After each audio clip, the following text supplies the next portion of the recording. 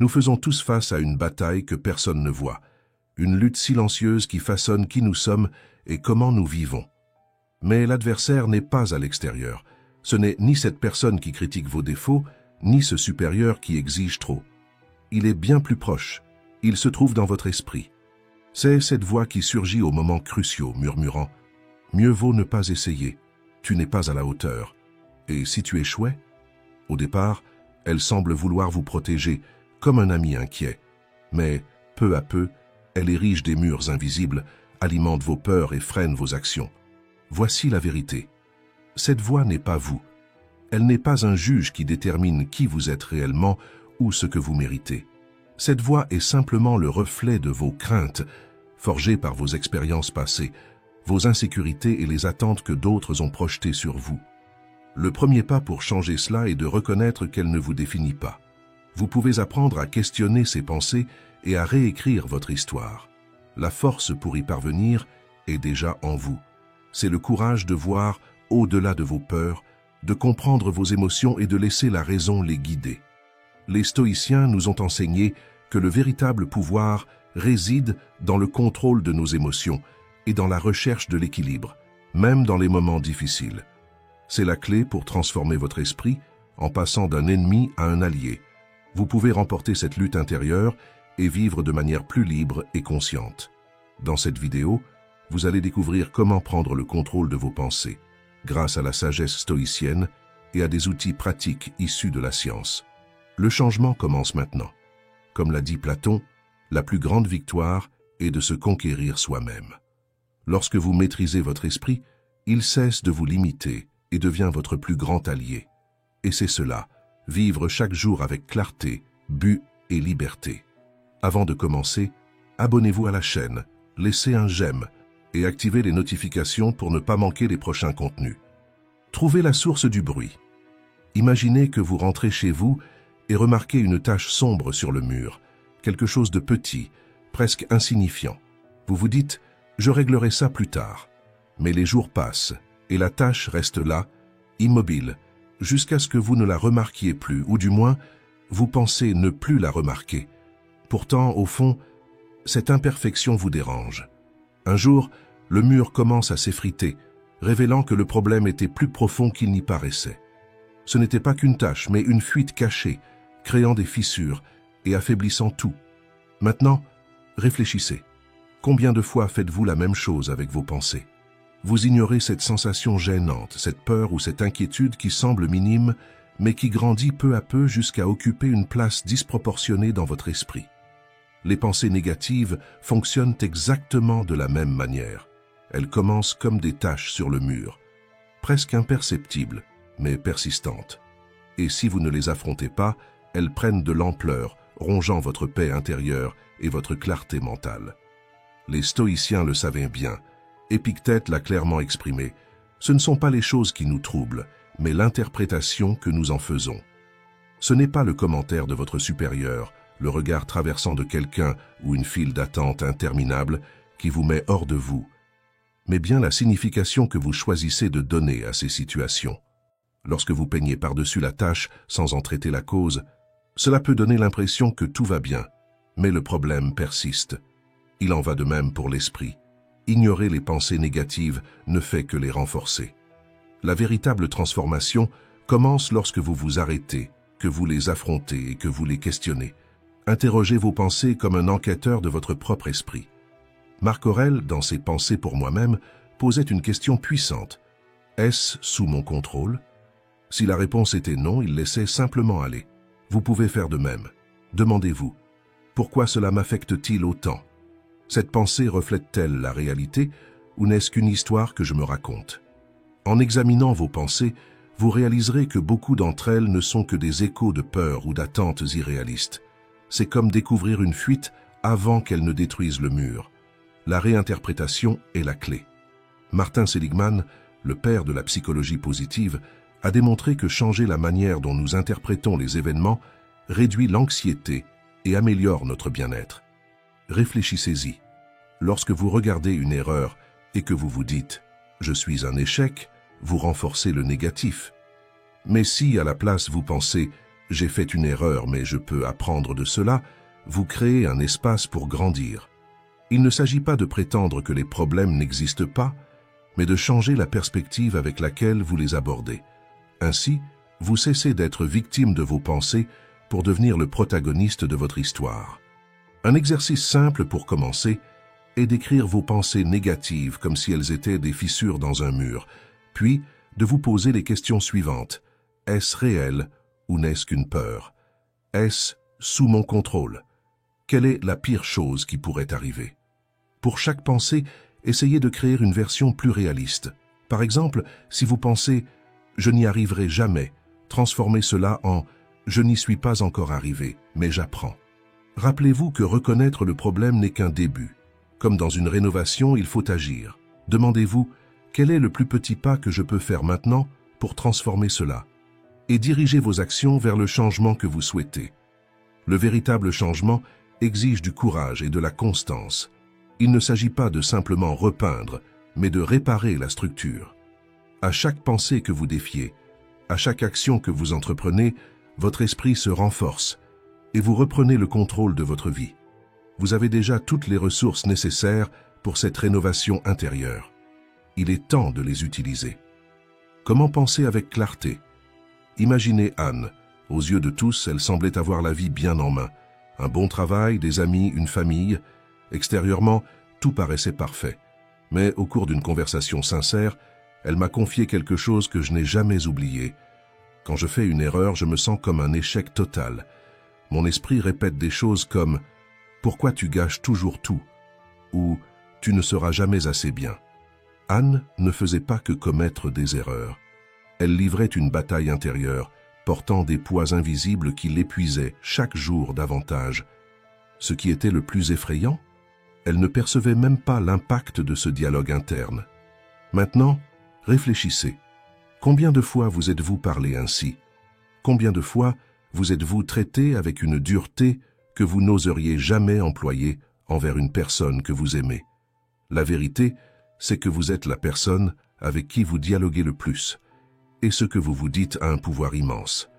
Ce ne sont pas de simples pensées éparses, ce sont des graines que vous plantez dans votre esprit.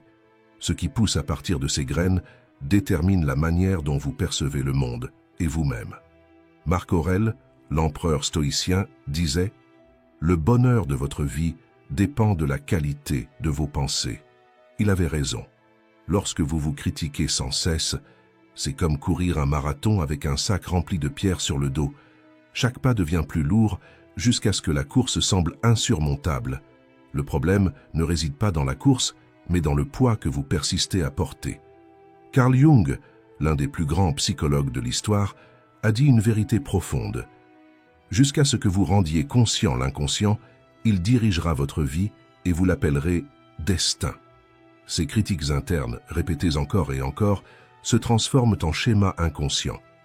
Sans vous en rendre compte, vous commencez à agir et à prendre des décisions en fonction de ces croyances destructrices. Chaque rejet, chaque peur, chaque angoisse non résolue devient un monstre mental. Ces monstres gouvernent vos choix, influencent votre perception de vous-même et, pire encore, dictent la manière dont vous vivez. Je me souviens avoir demandé un jour à Anne, « Si votre meilleure amie faisait la même erreur, comment réagiriez-vous » Elle est restée silencieuse. J'ai insisté. Pourquoi vous parlez-vous d'une manière que vous n'utiliseriez jamais avec quelqu'un que vous aimez? Cette question a marqué un tournant. Anne a compris qu'elle était sa pire ennemie, alors qu'elle pouvait devenir sa plus grande alliée. Peu à peu, elle a commencé à changer. Elle a remplacé des pensées comme « je suis un échec » par « j'apprends ». Et cela fait partie du processus. Cette transformation n'a pas été rapide ni facile, mais chaque petit ajustement a fait la différence. Les stoïciens pratiquaient une méthode puissante. Au lieu de s'enfoncer dans l'autocritique, ils transformaient leurs erreurs en apprentissage. Sénèque disait « Se tromper est humain, mais persister dans l'erreur est diabolique. » Se punir constamment pour les mêmes erreurs, c'est comme essayer de ramer à contre-courant dans une barque trouée. Le bateau ne peut avancer tant que vous ne réparez pas la coque. Ajuster votre dialogue interne, c'est comme réparer cette barque. Vous commencez à avancer dans la bonne direction. Cela n'élimine pas les défis de la vie, mais vous donne la clarté et la force nécessaires pour les affronter. Voici une pratique que vous pouvez commencer dès aujourd'hui. Lorsque vous faites une erreur ou êtes confronté à un défi, observez les mots que vous utilisez envers vous-même. Notez-les sur papier ou dans votre téléphone. Relisez-les attentivement et demandez-vous « Dirais-je cela à quelqu'un que j'aime ?» Si la réponse est non, reformulez. Par exemple, remplacez « Je ne fais jamais rien de bien » par « J'apprends » et cela prend du temps. Chaque soir, prenez quelques minutes pour réfléchir. Me suis-je parlé avec bienveillance aujourd'hui? Que puis-je améliorer demain? Avec le temps, votre esprit cessera d'être un champ de bataille pour devenir un lieu de clarté et de force. Vous continuerez à faire des erreurs, comme nous tous, mais vous apprendrez à les gérer de manière saine et constructive. Car au fond, si vous n'êtes pas de votre côté, qui le sera? Soyez votre meilleur allié. Choisissez des mots qui vous élèvent, car ils ont le pouvoir de façonner ce que vous croyez être possible. La décision vous appartient. Maîtrisez la peur comme un stoïcien. Combien de fois vous êtes-vous senti paralysé par la peur? Peut-être s'agissait-il de ce projet qui n'a jamais vu le jour, du rêve resté dans un tiroir, ou de cette conversation importante que vous avez évitée. La peur, comme un murmure constant, ne se contente pas de limiter nos actions. Elle nous vole aussi ce que nous avons de plus précieux, notre potentiel. Imaginez la peur comme un couloir étroit, avec des portes fermées dans toutes les directions. Plus vous essayez de fuir, plus ces portes semblent se refermer, vous emprisonnant. Mais il y a une vérité fondamentale que nous oublions souvent. Le problème n'est pas la peur elle-même, mais l'importance que nous lui accordons. Plus vous l'alimentez avec des scénarios catastrophiques ou tentez de l'éviter, plus elle grandit, prenant des formes démesurées et effrayantes. Les stoïciens voyaient la peur autrement. Pour eux, elle n'était pas un ennemi à éviter, mais un professeur à comprendre. Marc Aurèle écrivait « Si quelque chose d'extérieur te cause de l'angoisse, ce n'est pas cela qui te perturbe, mais le jugement que tu portes sur cette chose. Et tu peux changer ce jugement à l'instant même. » Sous cette lumière, la peur perd sa puissance. Elle cesse d'être une ombre menaçante et devient une leçon à apprendre. Pensez à la peur comme une pièce sombre. De loin, elle semble remplie de dangers invisibles. Mais en allumant la lumière, vous réalisez que ce qui semblait être un monstre n'est qu'une pile de cartons oubliés. La peur prospère dans l'inconnu. À la lumière de la compréhension, elle disparaît. Une pratique stoïcienne, la premeditatio malorum, peut vous y aider. Visualisez le pire scénario possible. Imaginez avec précision ce que vous redoutez. Une présentation, une erreur, un rejet. Posez-vous cette question. Si le pire se produit, qu'est-ce qui pourrait réellement mal tourner? Et si cela arrivait, comment pourrais-je y faire face? Vous constaterez que, dans la plupart des cas, la réponse est simple. Je peux y faire face. Susan Jeffers, dans Trembler mais oser, explique que faire de petits pas vers ce que nous redoutons réduit considérablement son intensité. C'est comme traverser une rivière qui semblait profonde. En y mettant les pieds, vous réalisez qu'elle est moins profonde que prévu. Le mouvement dissout l'illusion de la peur. Alors, comment pouvez-vous commencer dès maintenant? Tout d'abord, nommez la peur. Ne vous contentez pas de dire « j'ai peur d'échouer ». Soyez précis. Qu'est-ce qui vous effraie exactement? Une fois définie, la peur devient plus gérable. Ensuite, visualisez le pire scénario et demandez-vous « si cela échoue, que se passera-t-il vraiment? Comment puis-je y faire face ?» La plupart du temps, les conséquences ne sont pas aussi graves qu'elles semblent l'être. Enfin, agissez, même avec la peur. N'attendez pas de vous sentir confiant. Faites un pas, même petit. Chaque mouvement réduit la peur et augmente votre courage. Souvenez-vous, ce que vous redoutez souvent cache ce qui peut le plus vous transformer. Il ne s'agit pas d'ignorer les risques réels, mais de distinguer le danger véritable de l'inconfort temporaire. Demandez-vous, cette peur est-elle un avertissement légitime ou une invitation à ma croissance? En fin de compte, vous avez le choix. Rester prisonnier des histoires que la peur raconte ou commencer à écrire une nouvelle narration. La peur n'a de pouvoir que si vous le lui accordez. Affrontez-la, transformez-la et permettez-vous de grandir. Si ce message vous a touché, partagez-le. Laissez un like, abonnez-vous à la chaîne et ensemble, apprenons à transformer la peur en force et en sagesse. Remplacez les pensées qui vous limitent. Quand vous avez froid, vous n'attendez pas que cela disparaisse tout seul. Vous mettez un vêtement chaud ou cherchez quelque chose pour vous réchauffer. Alors, pourquoi ne pas faire de même avec les pensées qui vous bloquent? Ces pensées que nous ressassons jour après jour sapent notre confiance, amplifient notre anxiété et nous donnent l'impression d'être coincés dans un labyrinthe sans issue. C'est comme porter un sac à dos rempli de choses inutiles. Chaque pas devient plus lourd, jusqu'à ce qu'il semble impossible d'avancer. Mais ce n'est pas une fatalité. Cléante d'Assos, l'un des grands penseurs du stoïcisme, disait « Comme l'eau façonne la pierre, les pensées façonnent l'esprit ». Cette phrase nous rappelle que tout ce que nous pensons, encore et encore, laisse des traces. Ces traces peuvent nous propulser ou nous enfermer. Et le choix des pensées que nous cultivons est toujours entre nos mains. Le problème, c'est que nous traitons souvent les pensées négatives comme des faits. Une critique, une erreur ou une situation difficile est interprétée de manière rigide et nous ressassons cela dans notre tête jusqu'à ce que cela devienne une vérité absolue. Mais est-ce vraiment nécessaire?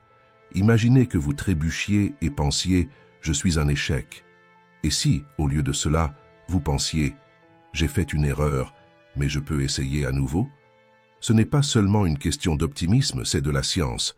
Le docteur Andrew Huberman explique que, en adoptant consciemment de nouvelles pensées, nous créons de nouvelles connexions dans le cerveau. C'est comme instaurer une nouvelle habitude. Au début, c'est difficile, mais avec le temps, cela devient naturel. Pensez à votre esprit comme un outil. Essayer de résoudre un problème émotionnel avec une pensée négative, c'est comme essayer de réparer un meuble avec une fourchette. Cela ne fonctionnera pas. Mais en remplaçant cette pensée par quelque chose de plus constructif, comme « je peux apprendre de cela », tout commence à s'aligner. Changer de pensée ne signifie pas ignorer la réalité. Cela signifie trouver une manière de la percevoir qui vous aide à avancer au lieu de vous retenir. Quand vous ajustez votre point de vue, même les jours les plus difficiles peuvent révéler des enseignements ou ouvrir de nouvelles voies. Au début, cela peut sembler étrange ou même difficile. Changer demande des efforts, mais chaque petit remplacement renforce votre capacité à penser de manière plus positive et utile. Avec le temps, cela devient une partie intégrante de qui vous êtes. Posez-vous cette question. Quelle pensée puis-je abandonner aujourd'hui? Peut-être est-ce le doute que vous n'êtes pas capable ou la peur de l'échec. Remplacez-la par quelque chose qui vous encourage à agir, à essayer, à grandir, parce que vous méritez un esprit qui vous soutienne et non qui vous freine. Ne vous laissez pas contaminer par votre environnement. Avez-vous remarqué comment l'environnement autour de vous peut changer votre humeur et même vos décisions sans que vous vous en rendiez compte? C'est comme un courant invisible qui influence peu à peu vos pensées et vos émotions. Imaginez que vous entrez dans une petite pièce où quelqu'un a laissé une casserole brûlée. L'odeur de fumée envahit l'espace, et même si vous êtes propre et parfumé, vous finissez par sentir cette odeur imprégner vos vêtements.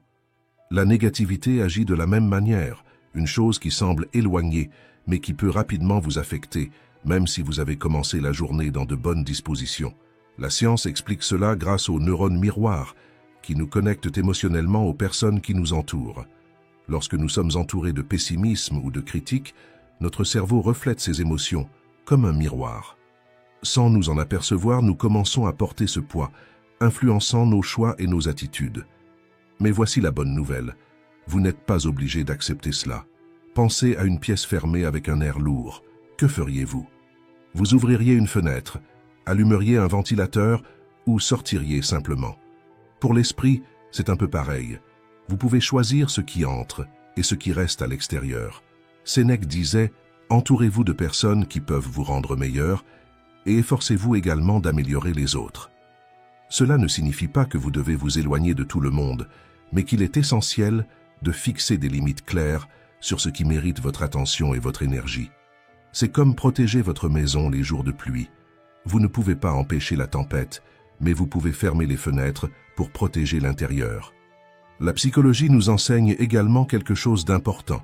Daniel Goleman, auteur de l'intelligence émotionnelle, explique que les émotions négatives sont très contagieuses, mais qu'en développant la conscience émotionnelle, nous pouvons distinguer ce qui nous appartient de ce qui vient de l'extérieur. Imaginez placer une moustiquaire à la fenêtre. Vous laissez entrer l'air frais, mais empêchez les insectes de pénétrer. Protéger votre esprit demande des choix. Si les réseaux sociaux, les actualités ou certaines conversations vous volent votre énergie, essayez de vous en déconnecter pendant un moment, d'éviter les débats inutiles ou de bloquer les contenus nuisibles. À la place, concentrez-vous sur des activités qui vous régénèrent. Une promenade en plein air, des discussions avec des personnes inspirantes ou des passe-temps qui vous procurent du plaisir, comme lire un bon livre. Une autre façon de vous protéger est de renforcer votre esprit. Des pratiques comme la méditation, des moments de silence ou la lecture quotidienne aident à construire ce que les stoïciens appelaient la citadelle intérieure, une forteresse mentale qui vous protège des turbulences extérieures sans vous isoler du monde. Rappelez-vous, vous ne pouvez pas contrôler les tempêtes extérieures, mais vous pouvez décider de leur impact sur votre intérieur. Prenez soin de votre énergie et créez un espace où votre esprit et votre cœur sont en sécurité. Investissez dans ce qui compte vraiment. Si ce texte vous a parlé, abonnez-vous à la chaîne, partagez votre expérience dans les commentaires et envoyez ce message à quelqu'un qui en a besoin. Votre paix intérieure est votre plus grand trésor. Protégez-la. Éliminez le mal à la racine avant qu'il ne grandisse. Imagine que vous avez un sac où vous mettez de tout. Un billet de cinéma déjà utilisé, un élastique qui ne fonctionne plus, ou même des papiers dont vous ne vous souvenez plus pourquoi ils sont là. Au début, cela semble inoffensif, mais avec le temps, le désordre s'installe. Et quand vous cherchez quelque chose d'utile, c'est un chaos qui ne fait qu'ajouter du stress. Maintenant, pensez à votre esprit comme ce sac. Les petites pensées négatives, les situations difficiles ou les relations toxiques commencent de la même manière, semblant insignifiantes, faciles à ignorer. Mais si vous ne vous en occupez pas, elles s'accumulent, prennent de la place et épuisent votre énergie mentale. Sénèque disait « Le sage est satisfait de son âme et par conséquent n'a pas besoin de l'approbation des autres. » Lorsque vous laissez quelque chose de néfaste persister, une mauvaise habitude, une pensée destructrice ou une relation qui dépasse les limites, vous renoncez à la paix que vous devriez protéger. Marc Aurèle nous rappelle également « Il est absurde de ne pas chercher à éviter ses propres maux, ce qui est possible, mais de vouloir les éviter chez les autres, ce qui est impossible. Ignorer les problèmes dans votre vie, c'est comme laisser un robinet fuir. Au début, ce n'est qu'un petit désagrément. Mais avec le temps, le gaspillage devient insoutenable. Ce que vous perdez dans ce processus est précieux, votre temps et votre énergie. Ces fuites dans votre vie épuisent ce qui est le plus important, votre paix intérieure et votre essence. Affronter ces situations, ce n'est pas agir impulsivement, mais être honnête avec vous-même. Posez-vous cette question. Cela a-t-il encore du sens dans ma vie? Peut-être s'agit-il d'une habitude qui vous retient, d'une relation qui a perdu son équilibre, ou même d'une pensée que vous entretenez inconsciemment. Dans ces moments-là, votre esprit peut trouver des excuses. Ce n'est pas si grave.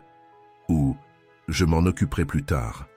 Mais remettre à plus tard, c'est comme accumuler du désordre chez soi. Au début, cela semble insignifiant, jusqu'au jour où vous réalisez qu'il n'y a plus de place pour ce qui compte vraiment. Dire non à ce qui vous nuit est un acte d'amour-propre. C'est dire oui à ce qui vous fait grandir et vous apporte la paix. Considérez cela comme entretenir un jardin. En éliminant les mauvaises herbes, vous créez de l'espace pour que les fleurs saines puissent pousser. De la même manière, en abandonnant ce qui ne sert plus, vous faites de la place pour ce qui compte réellement et nourrit votre âme. La vie ne consiste pas à accumuler tout ce qui croise votre chemin, mais à choisir avec soin ce qui mérite une place dans votre esprit et dans votre cœur. Parfois, cela signifie reconnaître que quelque chose a déjà rempli son rôle. Dans les prochains jours, essayez de retirer de votre vie ce qui n'apporte rien de positif. Que ce soit une routine qui vous épuise, une relation qui vous tire vers le bas ou même des pensées qui ne vous font pas de bien. Ainsi, vous libérez de l'espace pour ce qui compte vraiment et vivez avec plus de légèreté, de clarté et de sens.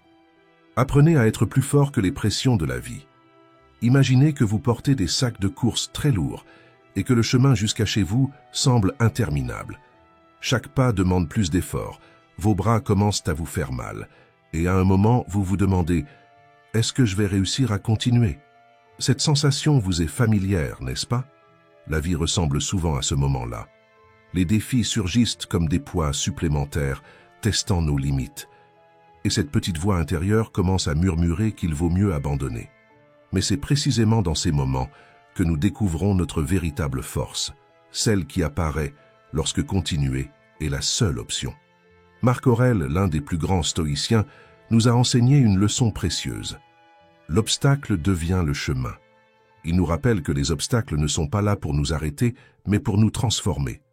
Chaque difficulté est une opportunité de devenir plus fort. Pensez à une personne qui a traversé d'immenses difficultés, comme une mère qui travaille 2 emplois pour subvenir aux besoins de ses enfants. Malgré la fatigue et les défis quotidiens, elle trouve de la force là où d'autres ne voient que de l'épuisement. Sa détermination montre que parfois, ce n'est pas ce que nous affrontons qui compte, mais comment nous l'affrontons. La psychologue Edith Grothberg explique que trouver un sens dans les défis est ce qui nous rend résilients.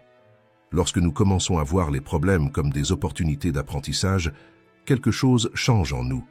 C'est comme échanger une paire de chaussures trop serrées. Le chemin reste le même, mais on avance avec plus de légèreté. Viktor Frankl, survivant de l'Holocauste, nous a appris que même lorsque nous ne pouvons pas changer une situation, nous pouvons changer la façon dont nous y réagissons. Il disait « Quand nous ne pouvons pas changer une situation, nous sommes mis au défi de nous changer nous-mêmes. » Ces mots nous rappellent que nous avons toujours le choix de chercher un sens, même dans les moments les plus difficiles. Surmonter ne signifie pas tout résoudre d'un coup, mais simplement faire le prochain pas, même s'il est petit. Chaque pas que nous faisons nous rapproche d'une version plus forte et plus sage de nous-mêmes. La route peut être difficile, mais la destination en vaut la peine. Merci d'avoir regardé.